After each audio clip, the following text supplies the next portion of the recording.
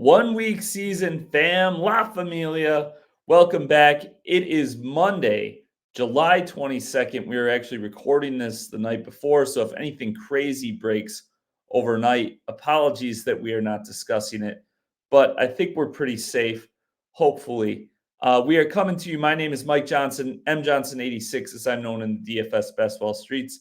This is our Monday show. We focus on catching you up on the market. And now with training camps in full swing, with lots of news coming, with teams active and getting after it, there's a lot to dissect. Will be even more so next week and so on for the coming weeks. I'm going to go ahead and pull on my esteemed colleague, Billy, because I am drafting this week in the $15 Drafters Million. I'm going to go ahead and pull that screen up as well, but we can welcome Billy. There he is. Mike, what's going on? You must be trying to take advantage of that promo. Yes, drafters, of course, things are firing away. They are as good as it gets in the industry, really, with those promotional, their bonuses for deposits that they've had, their promotions with free tickets, etc. In addition to what I think is going to be a decent amount of overlay, like we've talked about. Hopefully, not too much overlay because we want the site to flourish long term, but a plus EV place to play. A lot of reasons why their format and their really their site and structure and all the things you can do within their site. We want them to flourish. So hopefully that works out. And to your point, they had a promo this weekend, Friday through Sunday, draft 5 drafts in the $15 Drafters Million tournament, and you get one free. So I already did get to my 5. So this is just a little icing on the cake here. But yeah, where are you at? Did you get to it? Yeah, I actually just entered my 5th one as just a slow draft, just to make sure I got it. Gotcha.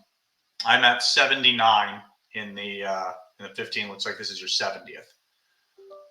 Correct. Yes, this is even 70. I got Jefferson in the first round.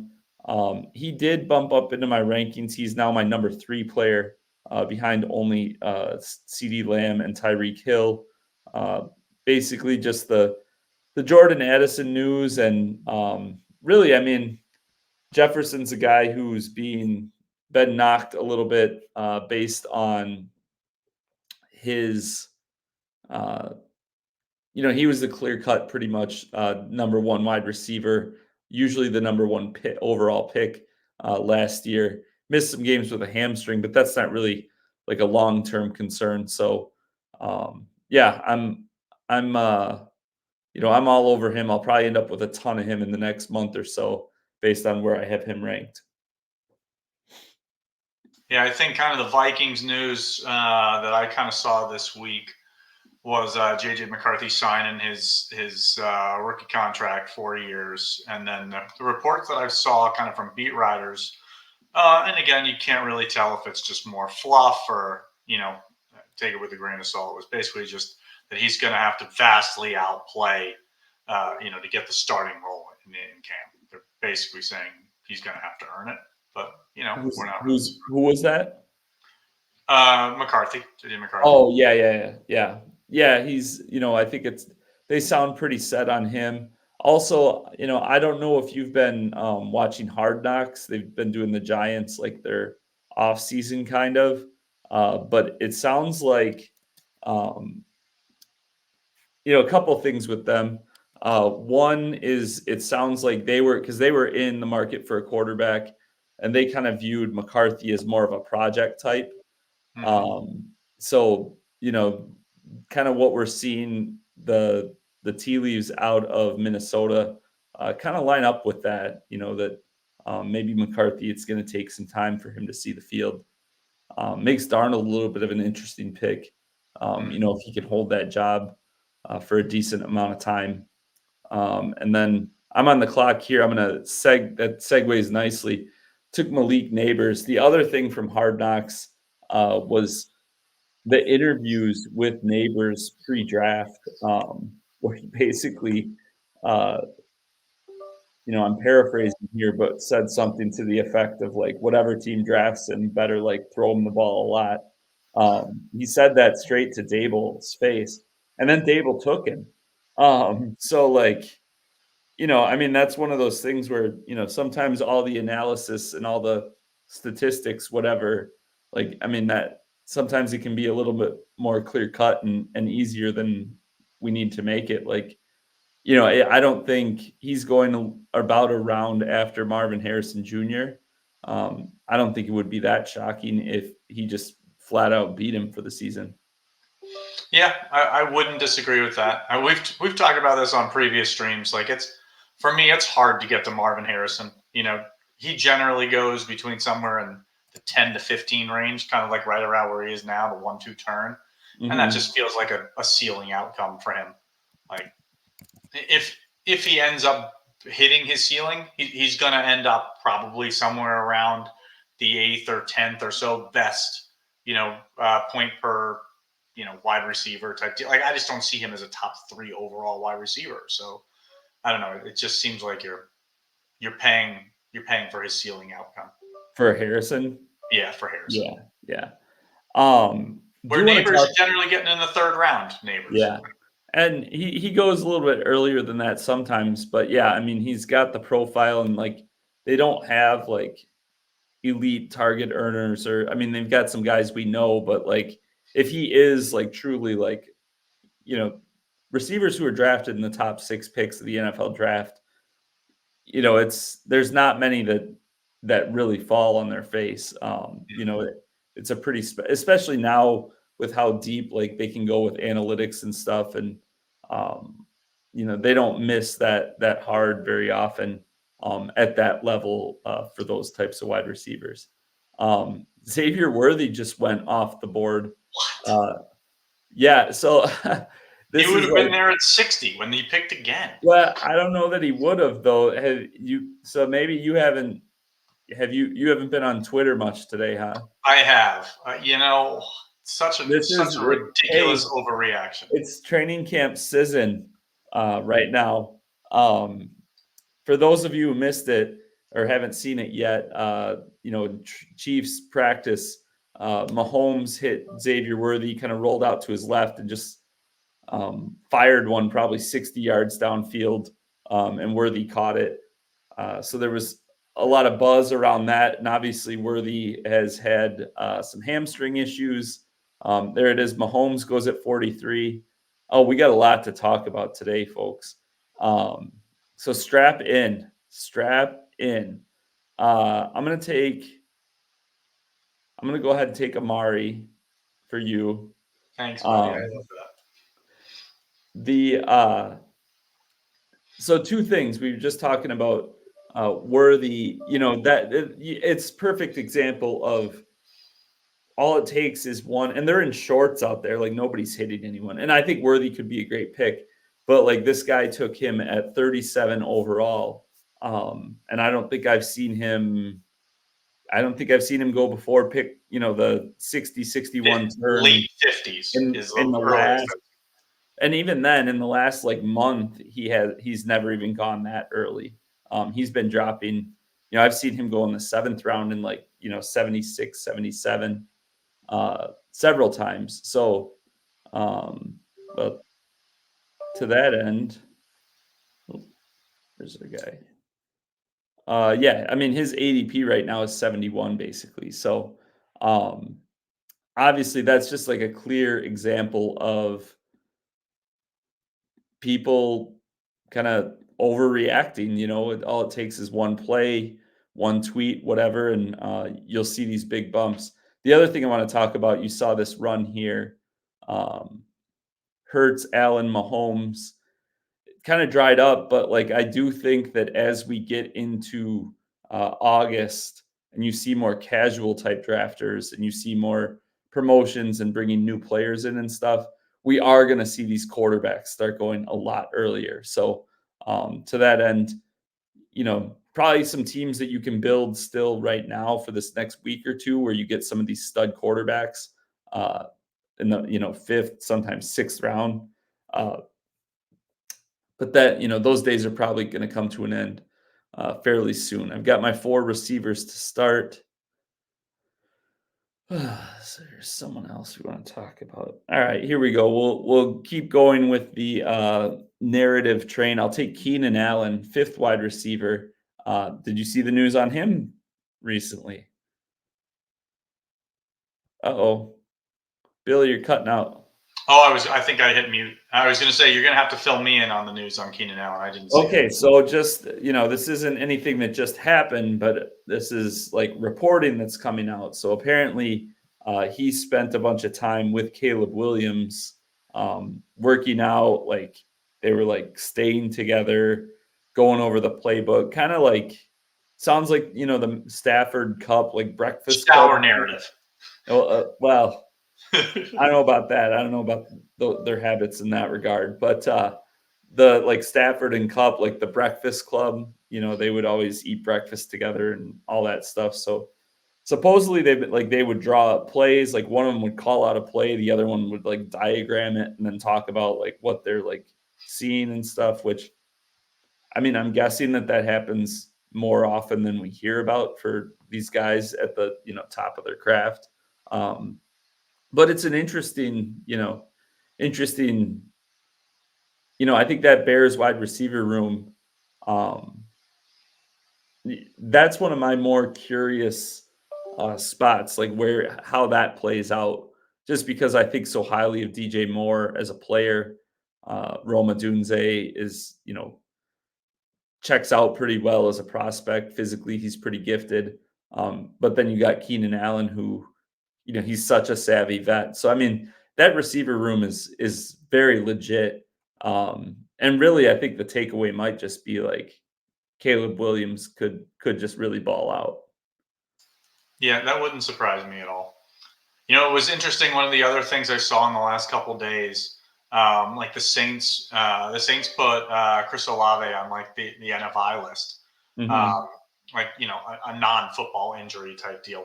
And like 2 days ago, I think I took Olave at 25, Mm-hmm. and he's typically somebody who goes somewhere in this like 14 to 17, 18 range, and it was Mm-hmm. just like, we're 6 weeks out from the season starting. Like this isn't a real injury. Mm-hmm. Why are we overreacting by like, you're like, oh, well, it's only half a round. It's only 6 to 10 spots, but 6 to 10 spots in the first 25 picks is a big fall.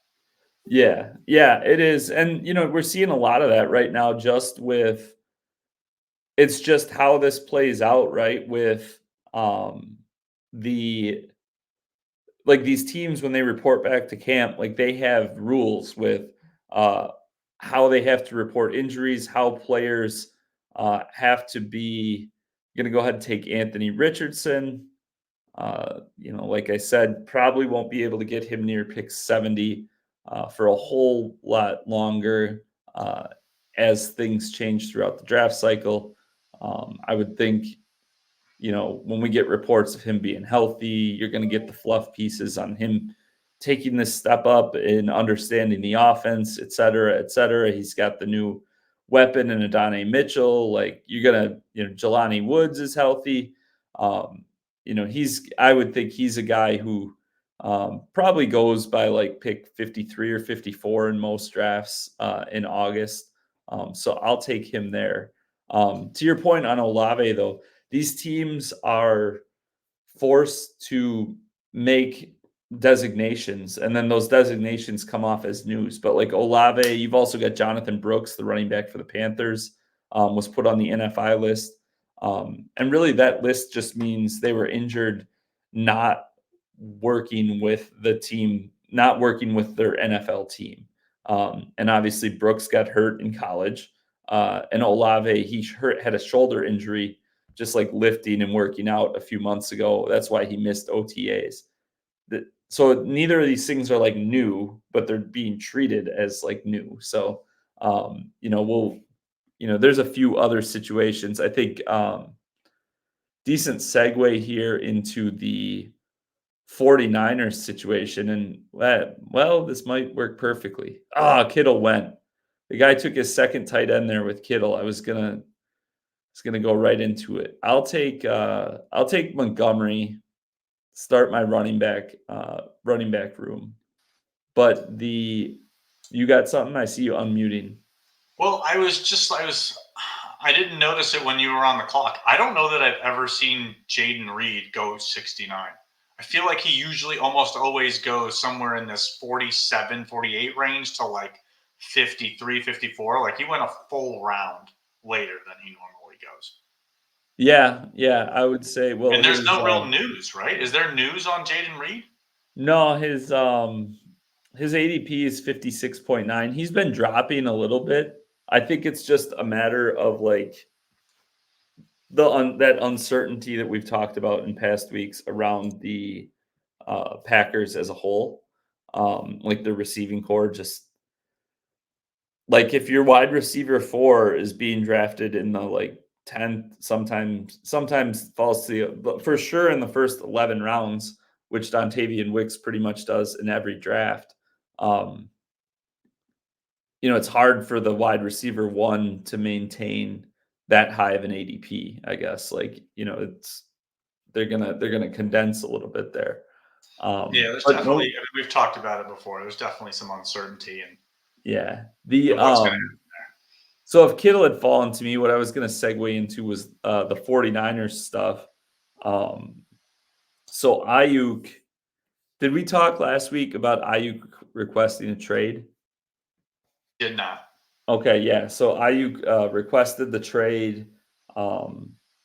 Basically they haven't been willing to give him a deal. I guess I'll let you. I've been talking a lot. What are your thoughts on Ayuk if he gets traded? So to me, I think it kind of depends on where he lands.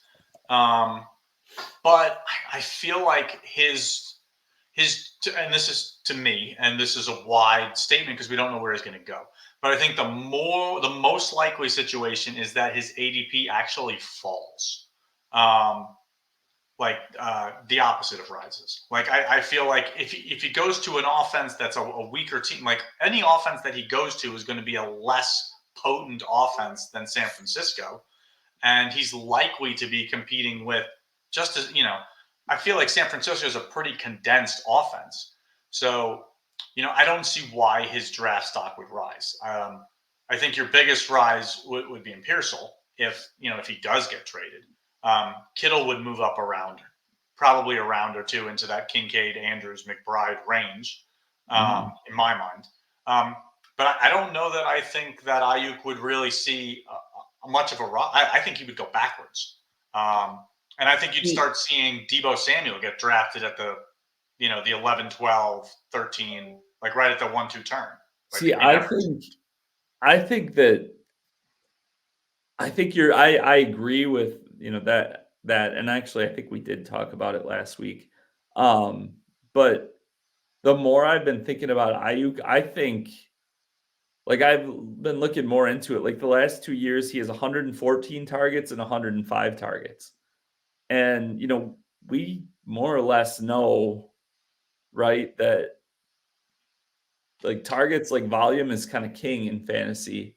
And like he grades out, like if you follow Matt Harmon at all, he does like wide receiver grading, and basically grades like if guys actually get open, not just like their stats on catching the ball and stuff, but like on each different type of route, like do they get open? Do they create separation? And I grades out as like probably a top like wide receiver in the league. He's like green on every route. So like I just think like, man, if he gets traded somewhere, basically anywhere that trades for him, if he stays healthy, he's probably going to see 140, 150 targets. Um, I think he will drop, like you said, just because of the perception of the weaker offense. But man, I think he could actually be better. I don't disagree with you. So I know that we haven't talked about this, but I think that if he stays on San Francisco, um, and again, we don't like to be too player takey. To me, like for the wide receivers, and they generally go within a few picks of each other, within 3 to 4 picks of each other. I think that Deebo Samuel is such, if they both stay healthy, I think that Deebo Samuel is such a better pick, because we've just seen that, Shanahan wants to get the ball in his hands, whether it's out of the backfield, whether it's wide out, whether it's just quick dumps. He wants to get touches. He wants to see targets. I don't know, I think we talked about this last stream. Like, I chart all of my drafts, and I think we're working on getting that available to the Bestball Plus subscribers. But I have I got both of the $2 in there now too. I don't know. Like, I have to force myself to take more Ayuk, because I've taken so much Deebo in the second round. Yeah, yeah. I mean, it's just, I mean, they're really good players. That whole thing will be interesting to see how it plays out. We were talking about the NFI stuff, the non-football injury list stuff. Pearsall, their first round wide receiver that they drafted, he was placed on that. No real. He's one that we don't. I haven't seen, at least, the report on what actually happened, or even what is, like, it just says undisclosed. So, like, I don't even know what he hurt. Maybe it's out there somewhere and I just haven't seen it yet. But yeah, that one's but, like, it's a thing where, like, he He's hasn't jumped in ADP because of that, I think. he's fallen. He Yeah, was but 2 weeks ago. He was going. My notes have him at ADP of 148, and yeah, I think he's at like 157, 158 now. Like, yeah. he's fallen 10 spots. And again, like, he's a guy that, like, you're getting at what that is, the 13th, 14th, 15th round. Like, I don't know. He's a first round pick on we could argue, a great versus the best offense. Like, I just don't see the downside. I'm not trying to say I've got Amari Cooper type exposure to him, but I certainly have more than the 8% that the field is drafting him. Yeah. Yeah, for sure. For sure. And it's like we talked about, like, he could just be, like, cleared in a couple days. Like, there's nothing, like, if it was super serious, you would almost think, like, we would have to have heard about it, if it was super serious. But maybe Juwan Jennings is a late pick, as a 20th round pick, isn't a terrible idea, because it sounds like he's got kind of multiple paths. Like, if the Pearsall injury is legit, if Ayuk gets traded, or both. Jennings. I mean, this dude scored 2 touchdowns in the Super Bowl last year, right? So, I mean, it'll be interesting. I think maybe Pearsall might even be, like, more of a long term. Like, they know they're going to lose Ayuk, if not this year, but next year. But they're still trying to win a Super Bowl this year. So, like, Jennings is a great run blocker. He knows the system. It's a somewhat complex system. He's a guy that I probably need to be a little higher on in my rankings as well. He's a guy that's a great pick on, there are obviously other rosters, but he's a great pick in the 19th, 20th round on Brock Purdy rosters. Mm-hmm. Basically, free correlation with multiple paths to being relevant. Mm-hmm. So, yeah, totally with you there. Yeah. So this is going, like, way back to the start of the draft. I was meaning to get to it when it happened. So Garrett Wilson went 11th. Devontae Adams went 12th in this draft. Slightly earlier than normal for Adams. But the thing that stood out to me about that, or that I want to talk about, is we're getting these rumors again about Adams being traded to the Jets, reuniting with Aaron Rodgers. So, I mean, have you seen or heard that? Like, do you have any thoughts on that situation? You think it's legit? I have heard those rumors. I know you've got a pick. I mean, if that happens, that is probably crushing for Garrett Wilson, or at least his ADP. Like, again, you can't control what's happened in the past, but for your drafts that you've done, for most of the people listening to us that have been drafting in May and June, and you're taking Garrett Wilson at 10 or 11. If Devontae Adams gets traded to the Jets, like Garrett Wilson probably should be where Tank Dell gets drafted, at 35 instead of 11. I don't know. I don't think it's going to happen. I don't know. To me, that would be such a mistake for the Jets. Like the Jets, in my opinion, are a rebuilding team right now. Like rebuilding with Aaron Rodgers as their quarterback. I don't think anybody in New York. I know where you're going with this. You think you're saying you think they should rebuild. I think this is a stopgap year for them. Like they can't think that Aaron Rodgers is their long-term solution, and they're in the AFC. Like they think they're winning the Super Bowl, Billy. Well, you know what? I like magic mushrooms too, but you know what? It's just that's not realistic. That's not reality. I don't know. I'm not an NFL scout. What do I know? But I can't see the Jets as more than a first round exit playoff team. And maybe that's a Cliff soundbite from now in 3 months. They've got a pretty elite defense, and their coach is going to get fired if they don't make the playoffs. That there's no doubt about that. Their GM's probably out too. They've tied their wagons to Aaron Rodgers. We've seen it before. It's like self-preservation. These guys are going to go absolutely down with the ship. They'll bring the ship down with them. I don't think that's a question at all. I'll take Jahan Dotson here, pair him up with Brian Robinson, couple commanders. But yeah, to me, I think that the takeaway is and I do think the Adams stuff, I follow some people who do NFL salary cap type things. Basically, the Adams deal can be it's basically he's only got one legit year left on his deal, and then so the cap, from a cap perspective, it can happen. So I guess my two things that it gets me really thinking about are, I don't know that Wilson would drop as far as you said, down by Tank Dell. I think he'd probably be, I guess, close to that. He'd probably be below, I took Neighbors in the third here. He'd probably be around that, maybe just behind it, in that mid third range. Yeah, so you look at Puka Nacua and Cooper Kupp, and Cooper Kupp typically goes somewhere between 22, 27. I don't know his actual ADP, but let's say it's around 25. But Cooper Kupp has been a wide receiver one 2 years ago.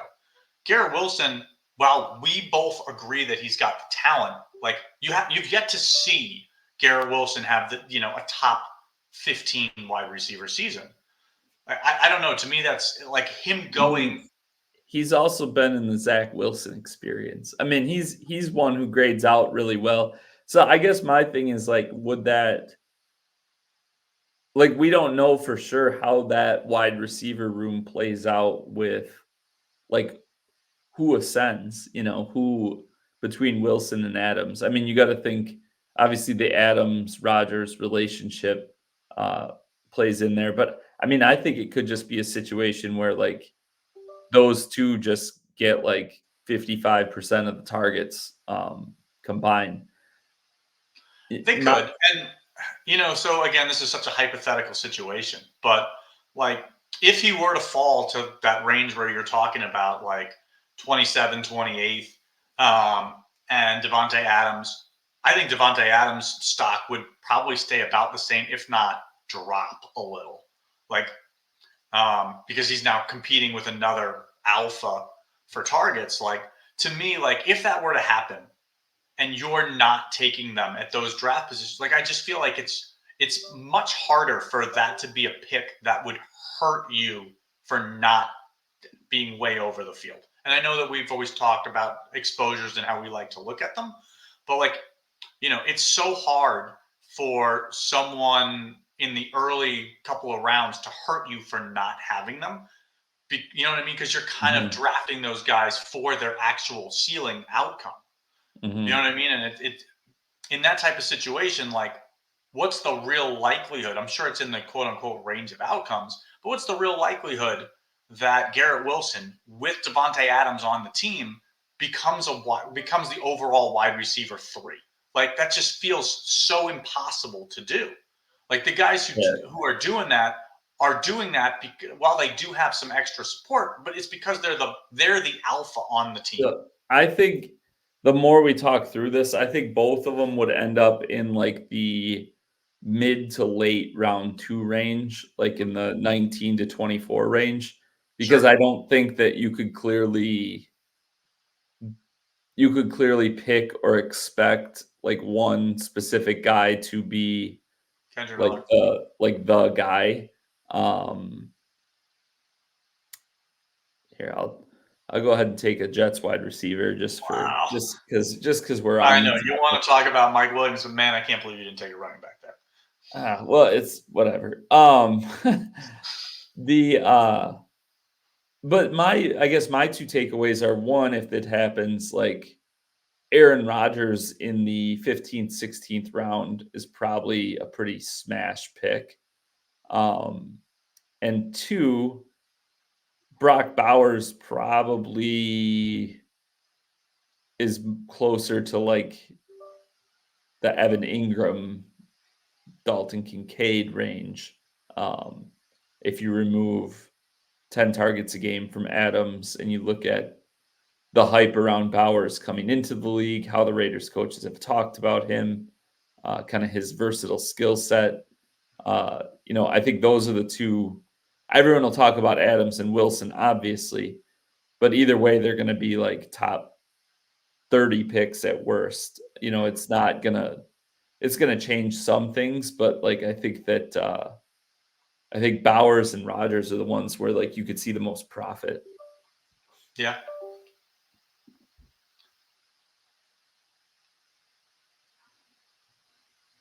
I'll be curious to see what you do here if Xavier Legette is still there. I feel like he's a guy you like.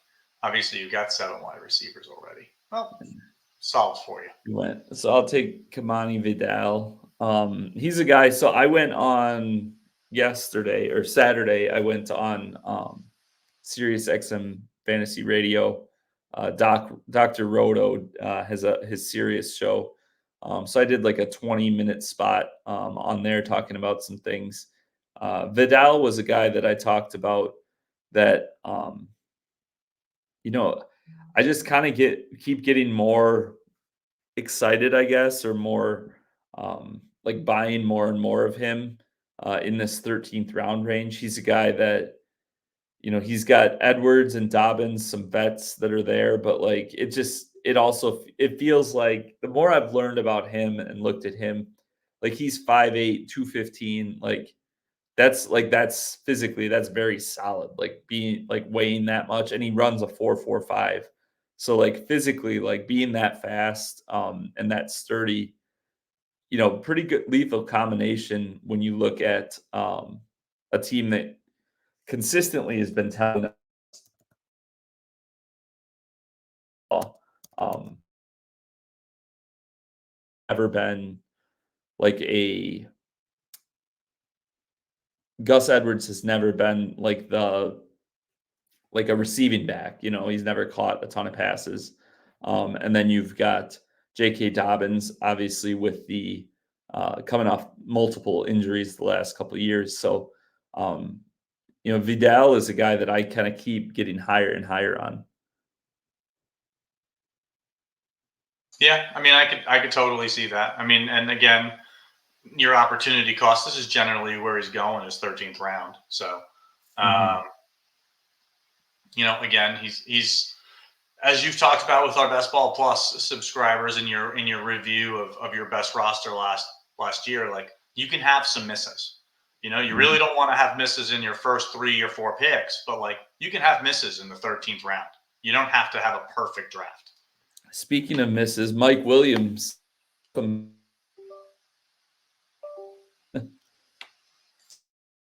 You were breaking up for me there. Remember, Mike. he was my 3rd round pick on that team. So Amari Cooper, picked him over Amari. Hate to see And that. now I have both. And I learned my lesson. I got both You got on this both one. this year. That's what you needed. So Yeah. I think we had a subscriber question about Mike Williams. Yeah, I mean, we talked a little bit about obviously if like Devontae Adams went there, that would not be good for him. But Williams is he's on the pup list right now, tore his ACL. Um, they're expecting him to come back. I think, assuming that the Adams trade doesn't actually happen, uh, the Jets are, they're a team that, Mike Williams going in the 12th round, like if he's 80% of himself, um, of course he gets hurt a lot. So is what it is. But he was a third, fourth round pick last year. He's got a 3-time MVP throwing him the football. Like, I've done dumber things with $15. Let's see here.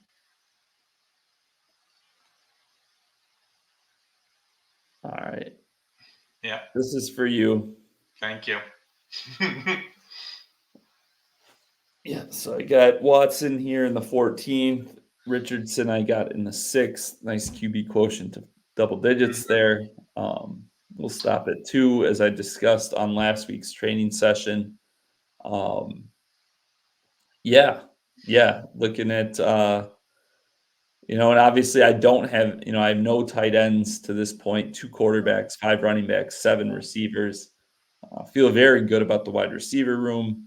The running back room's going to need, I think I kind of like how things pair up player profile wise with Montgomery, Moss, and Robinson kind of as accumulators with pretty secure roles. Should all be pretty good offenses. And then you get a couple young, potentially explosive guys. Maybe they can come on as the season goes on.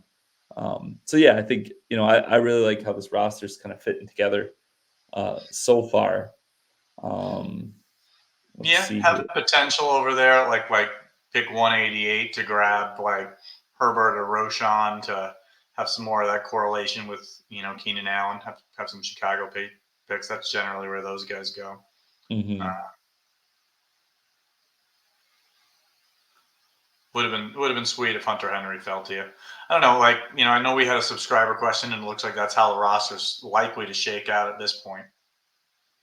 But I found myself taking a bunch of kind of 3 or 4 tight end, generally 4 tight end builds, kind of late, starting in the 15th round, and just firing off 4 straight tight ends. Yeah, so I'm gonna take Conklin here. Um, reach a little bit, but again, ADP is just a construct, and going 10 picks earlier. The thing I like about this pick, or I took Mike Williams in the 12th round. So adding Conklin to that is obviously we know Brees Hall, Garrett Wilson. Um, again, we're assuming Devontae Adams does not actually get traded, but Brees Hall and Garrett Wilson are like the guys there. So I like doing things like this where I'm pairing Conklin and Williams um, together, and just like, yeah, Brees and Wilson are going to probably touch the ball be touched, get between Hall's carries and the targets for the two of them. You're probably looking at what, like 55 to 60% of the Jets offense.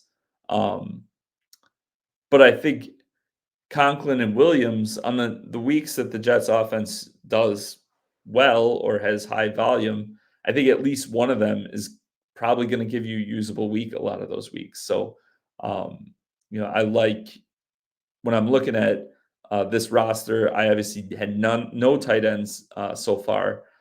I liked how, uh, from that perspective, getting Conklin to kind of complement the Williams pick kind of makes some sense. And then, I'm probably going to take tight ends with the next 2 picks here. Uh, ideally, Jonnu Smith and Isaiah Likely would love to get both of those. I'm assuming Otten will go before I'm up. Yeah, and I think this is a build where it would make sense to maybe reach a little bit for Jelani Woods. I'm not sure what his actual ADP is. I think it's usually like around 215 or 212 or something like that. Um, Mhm. may make sense to grab him at what would be your next pick there, 205. Yeah, 212 is probably. I don't know that he's there at 212. Yeah. I'm probably taking him at 197 just because I know that I need to get 3 or 4 tight ends, and I won't. If I've got Richardson, I probably want. I probably want Woods. Certainly in a Mhm. roster where I don't have Pittman or Yeah. Down. Well, and looking at the guys, so like I'm gonna pick a tight end here, but then you look at the guys to the left of me, so there's four guys there. Well, we have uh, the guy with Andrews and Kittle. I don't think he'll take a tight end, but so the guy in the three spot, he took Taysom, was his first tight end, and then Hunter Henry. So I would think he's going to take at He'll least probably one take tight one. end. Mhm. And then the guy in the one spot had Evan Ingram, but then he took Hawkinson So his he last needs another turn. one. Yeah, I would think he's gonna take another one relatively soon, just because of uh, the uncertainty with Hawkinson. Yeah, I So was gonna say, like, I feel like this roster probably needs a sixth running back, and they are starting to get a little thin. But I do feel like you have to take a tight end here. yeah, I'm gonna take Certainly, when go ahead. I'm gonna take Likely over Otten. And kind of my reasoning here is like for this roster to kind of get there, right? Um, the receivers obviously are, I invested a lot early. Um, but like what are the one or two things we talk about inflection points in my trainings? And obviously the Best Ball Plus subscribers we'll know what I'm talking about there, but like what is it that could happen that would really be like, oh, that was a catalyst for this roster. And I think Isaiah Likely, we saw Being what he did relevant. with the starting Ravens tight end job for the last 5 weeks last year. If somehow that happened for an even longer period this year, that would be something that would like, to build a roster like this where it's very, very strong at the other at quarterback, running back, and receiver, and then that being something like his range of outcomes. I don't think there's a path to Cade Otton, um, being a top five tight end on the season, like no matter who gets hurt or anything. Agreed. Whereas, likely I think there is that path, and if flat ball passes on Otten, I might just end up getting them both anyways. Nope, he didn't. There we go. Would you consider a running back? Yeah, I was gonna say. I feel like after the next two guys, there's kind of a fall off for me at least.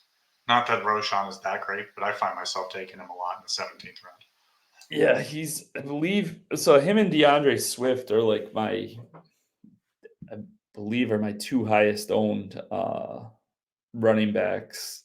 Um, I'm pretty high on this Bears offense, and I've talked about it in the past. I think there's a situation where um, they just score a lot of points. Their receivers are getting all the attention, but you know, running backs. There's kind of obviously talent matters, but volume, and then somewhat equally, team offensive success, kind of drive things. And I think Swift and Roshan are kind of going to be the guys there. So um, took him there. What do I have? I've got only two tight ends, so definitely going to have to take two more here.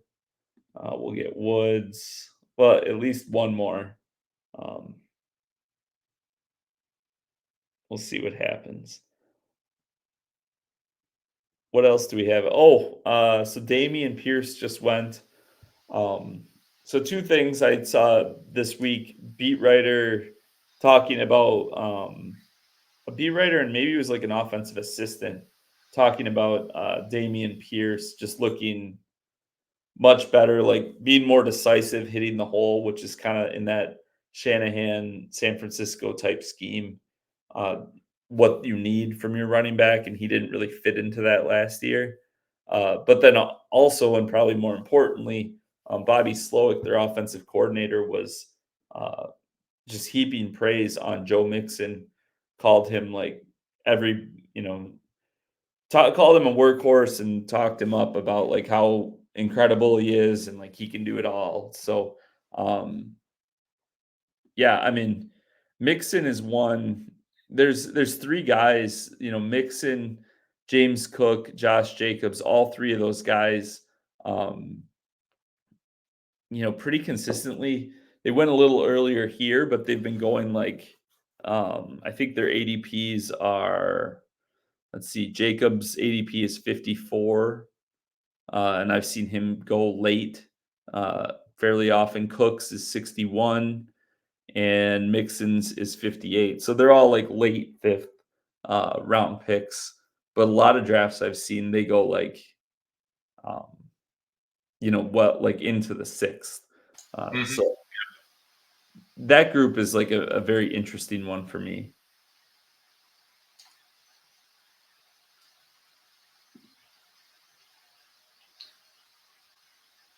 We're You there? starting to get into. We're starting to. I know we had a subscriber question about wide receiver threes, and we're starting to kind of get into that range of who are the guys going off the board here with Chark and Slayton and Walker and Ty Boyd. Oh yeah. Well, Chark, we can talk about him. DJ Chark just went off the board. So the news out of Los Angeles this week was that their three wide receiver set is going to be Josh Palmer and rookie Lad McConkey out of Georgia, who those were expected. But then kind of the surprising one was that Chark was listed as the third starter. So Quentin Johnston, the 2023 first round pick, uh, you know, according to those around the team right now, he's not even going to be a starter, and Chark's going to start over him. So I will take Woods there as my third tight end, pair him with Richardson. But yeah, I think the it's certainly not a good indication. It's not that surprising, I guess, considering how bad Johnston was last year, and they have a new regime, new coaches, new front office. So I guess not too shocking. Yeah. So if he comes back to you here, just kind of more of a theory question, would you consider Mike Gesicki with having two tight ends with week 14 buys already, and that would kind of be pairing up two 12s and two 14s? Is that something you keep in mind or care about, or not No, really? I mean, because if I'm building this as like a four tight end, I'm building this as a four tight end roster. So like if Yeah, I, because I think you if have you, to. it's the same as if you build a three tight end roster. Any week that one of the tight ends has a bye, like you just only have two guys. So it's not really different in that regard. Yeah, but generally, when you're in a three tight end build, your three tight ends are better than on paper are better than your four tight ends, where you're kind of just trying to ham it Yeah, in. but I mean, to me, this build, when you build like this, it's not about filling bye weeks. Like it's not about like that, like those few. Like I like how I built this because I talked about Conklin. He's actually, I saw a stat on Twitter. The algorithm just like it's like inside my brain with what it shares on my for you tab.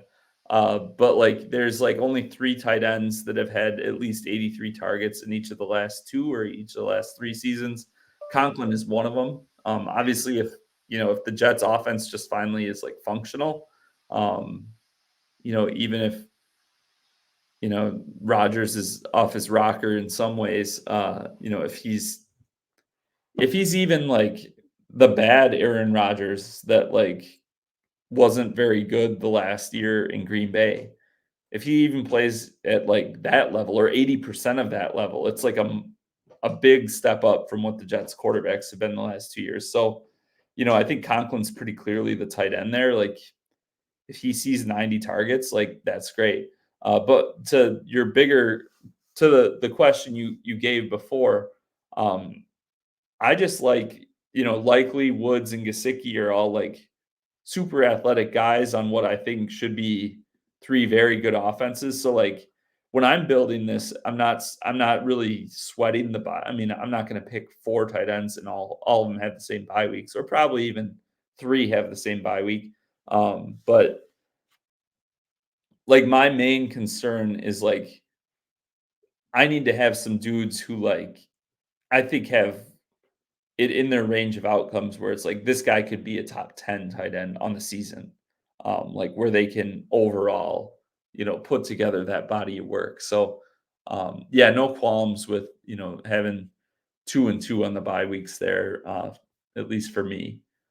Um let's see. Oh, Samaje Perine just went pick 227. So that was one of the other big news items. Report came out saying that, and this is again where like you got to see like where exactly does it come from, like who's saying it, like you know that sort of thing. But supposedly the feeling around the Broncos is that one of Javonte Williams or Samaje Perine will be cut. Rookie Audric Estime, and second year kind of like scat back, third down kind of guy, Jaleel McLaughlin are supposedly the locks to make the roster, which makes sense. Like those are cheap young guys that like why would you cut them? I think their running back room across the board is fairly like replacement level. Uh, Mm-hmm. but where did Estime? Estime went at 183 here, and he has a 197.8 ADP, and even that had risen a few spots in the last few weeks. So, um, he's a guy. He's probably going to end up going in the 175 to 185 range. Uh, but here, I'm going to put my money where my mouth is and take Jawan Jennings here. Um, Like it. so talking though about that, let me pull up. Where's Javante? Javante went at 113 here. But the Broncos situation just said that they think one of Javante or Perine will be cut. I actually tweeted about it. I basically said, like, to me, this is the Broncos. They know they have four running backs that are all fairly equal.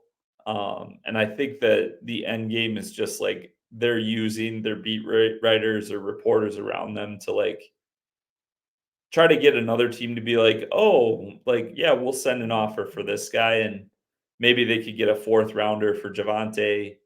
Maybe they could get a sixth rounder for P. Ryan. But if they don't, I mean, I think they'll just keep all four running backs. I wouldn't be surprised by that. And I think we did talk about them 1 week We before, did. but like I just don't think that offense is going to be very good. Like Sean Payton is a guy like overall, like yeah, he's a he's won a Super Bowl, like so you don't want to talk too bad about him, but also like um I think I think he woke up on third and thinks he hit a triple. Like he walked into that situation and like the division was kind of like and they got like a Hall of Fame quarterback on like this crazy value deal because Drew Brees basically because the Dolphins doctors are like wouldn't clear his shoulder. So Breeze, they got him at like a discount. And this was like, not only did they get this franchise quarterback who ended up being a Hall of Famer, like they got him already developed. Like he had, like it wasn't like, okay, they got this guy, he's like 22 years old and you got to like teach him a bunch. Like Breeze knew what he was doing. He had played with the Chargers. So I think Peyton thinks he's a lot smarter than he is. And uh, yeah, I think they're gonna be like a bottom 5 offense for sure. So, there's a lot of lot of discussion around that backfield, obviously, right now, but like it's just not really a team that I want to be a part of. And I think actually on my storyboard, did you read my storyboard on the underdog marathon contest this week on the scroll? Not yet. So I did my first underdog marathon, which is like the same format as this as far as cumulative scoring, but it's underdog. No, I'm familiar. I've drafted Yeah, yet. I'm telling the listeners. Oh, sorry. Um, it's the same format, cumulative scoring, just one giant leaderboard for 17 weeks on underdog, but it's their scoring settings are different. It's underdog scoring settings are half PPR instead of full PPR. Uh, they also have only 18 rounds instead of the 20 you see on drafters. So my storyboard article this week, uh, it talked about the um, it talked about basically how I adjusted some of my theories, some of my approaches that I use on drafters for that underdog situation. Don't want to give it all away, but uh, one of the things was just like I'll just put it this way: the Broncos' backfield is not a spot that I would be overly concerned about. I did get Audric Estime with like Mr. Irrelevant pick on that roster, but if you read the article, you'll understand what I'm talking about. Why the Broncos are not a team that I'd be too concerned about in that format. Yeah, I think the Bronco I have the most exposure to just kind of overall, and it's low. I think is Greg Dulcich. I knew you were going to say that. I mean, I feel like I find myself building certainly more than the field. I don't want to say a ton, but more than the field of the 4 tight end build. Very similar to the approach that you took on this draft we just did on stream with starting out 5 or 6 wide receivers and then kind of running backs in those middle rounds. I don't know. I feel like there are worse 20th round picks. Like we've seen him have flashes of potential. He's a guy I don't mind taking a shot on with my 3rd or 4th tight end. Concur. Are there any other situations you saw this week that came to mind that or any subscriber stuff we want to talk about? I'm pulling up Discord on the other screen. We had a subscriber ask. Feel like this has been. We talked about it later. I'm sorry about this. Top wide receiver 3 options on their own teams. You got a favorite?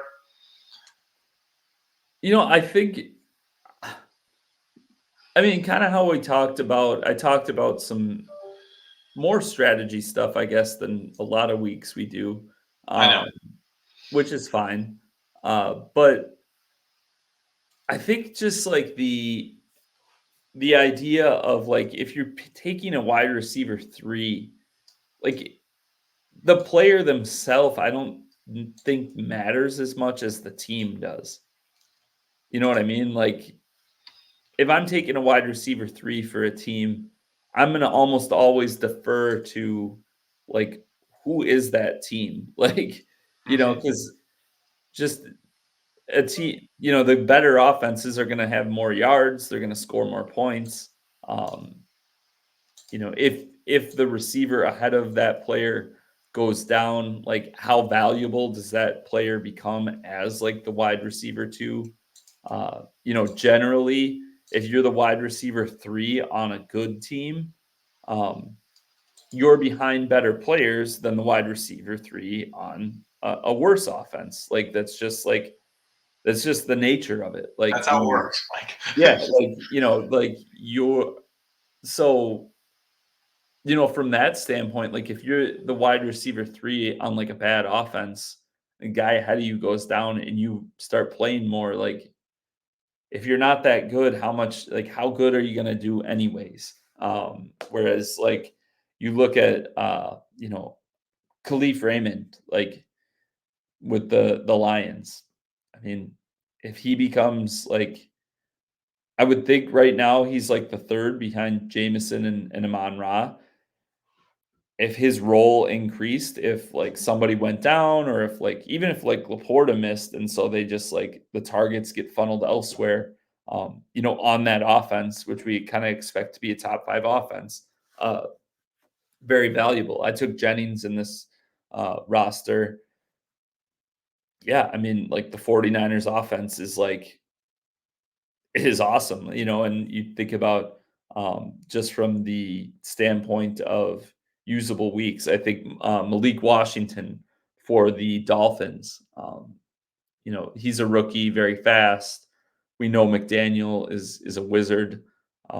So you look at like him and Beckham. Um, if either of Tyreek or Waddle were to miss significant time, like those guys could give you some good weeks. So yeah, that's just kind of my thought process. It's not like you get late in the draft here and it becomes more art than science, I think. Yeah, agreed. Agreed. I know I had a conversation with a couple of guys in the Discord actually, and be kind of interested to hear your thoughts on it at least. And I don't remember who specifically it was asking like, hey, when I get to the end, in the 20th round, I find myself taking like one of these 4 or 5 guys a lot, and like I have like 10 to 15% exposure to like all of them, and it's like, is that a mistake? And I was trying to say that like I think that those guys um, that you're taking there, like the news will change in the next 2 to 3 months or 2 to 3 weeks of like who those hot guys are at this time. But like basically all those guys that he was taking are guys that get drafted like in every single draft. Hmm. Um, so like the field has them at 8%. If they're like 8.33 just mathematically. So Hmm. like if there are guys that you're particularly high on, and I know that we don't like to look at it on just straight percentages, but like if you're taking them at 10 to 15%, like you're not even twice the field. Like, you know what I mean? Like you're not like flag planting that you like Jalen Hyatt. Like you're just like slightly above the field. So to me, like if there's, if your exposures of what you think, or you're taking a guy a lot is like you're taking 10 to 15% of him, like to me that that's like you're saying like, hey, these are guys that I like, but you're not being crazy with it. You know what I mean? Like to me, like having 15% of somebody is, I don't want to say it's not really taking a stand, but it's certainly not anything that I would say is bad for Yeah. And I don't even like care about like I'll look at occasionally like, and I've talked about this in training sessions, like the difference between descriptive and predictive, and like it. I'm not going to like, I'll look at, oh, like this is interesting. Like I know that like I have the Bears running backs a lot, but like that's not going to make me take them more. It's not going to make me avoid them. Like it's just like, oh, yeah, that makes sense. Like I like them. I've got a lot of them. It's, descriptive. It's not going to predict or drive my decision making on future drafts. And I think, yeah, there's, um, you know, the people who get, I think if you get too worried about it, it's like in DFS when you see it a lot where people are like, well, I just can't figure it out. I can't get like the right combination. Like every week I've got all the guys who go off. I can never get them together. And I'm like, oh, well, yeah. Well, what's your player pool look like? It's like, well, I've got 10 quarterbacks. I've got 14 running backs. I've got 28 receiver. Like, it's like, yeah, well, And how many if you rosters are you building? Oh, you're if building you play 25 rosters? everyone, if you play everyone and you've got, you know, 28 receivers or 30 receivers, but like 14 of them you have on like just 3 rosters, well, like you're probably not going to get things to like line up. So kind of the same thing here in best ball. Like I think it's fine to just like have your guys, like have your guys that you like for specific reasons. For me, it's like it's somewhat talent based. It's somewhat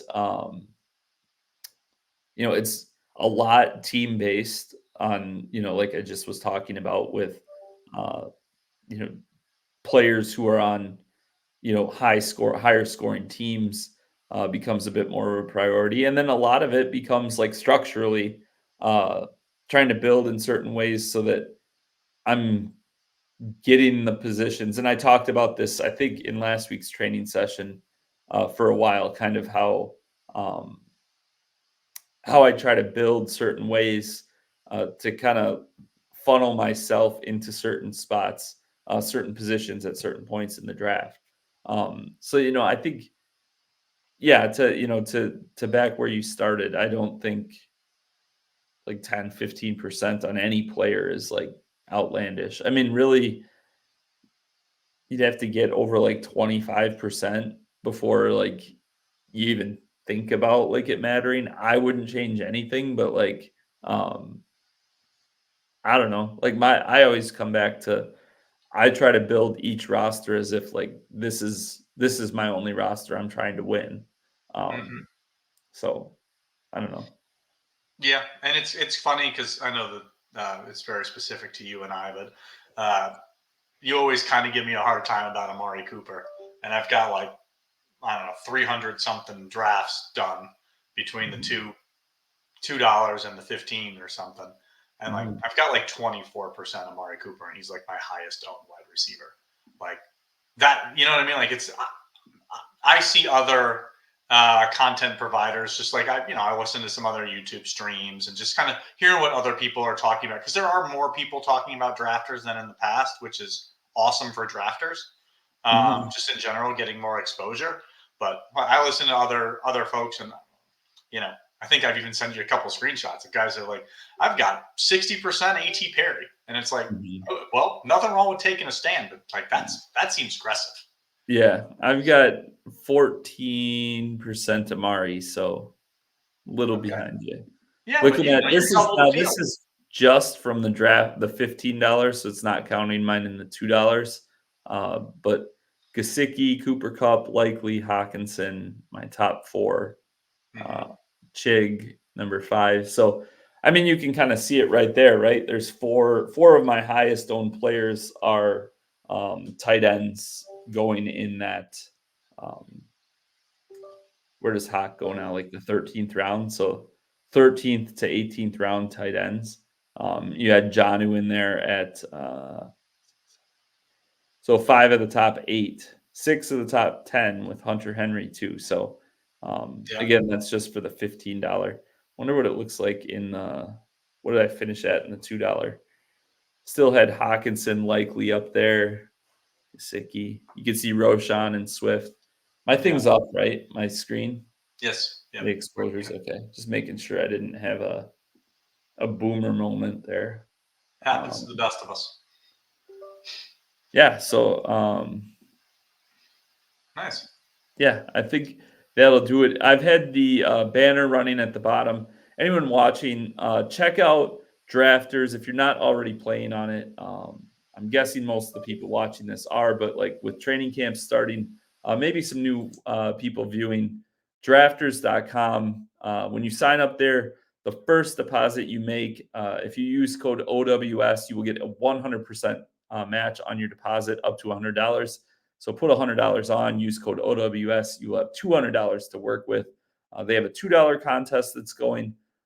They have a $15 contest that's awarding $500,000 to first place.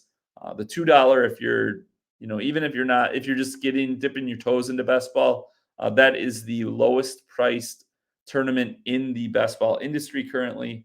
And I believe it's $25,000 to first place.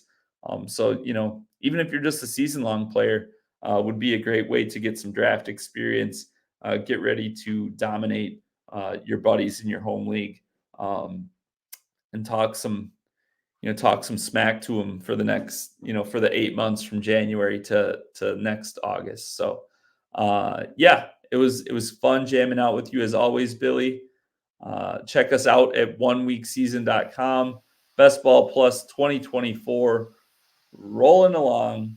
Thanks, Billy. You got any parting words?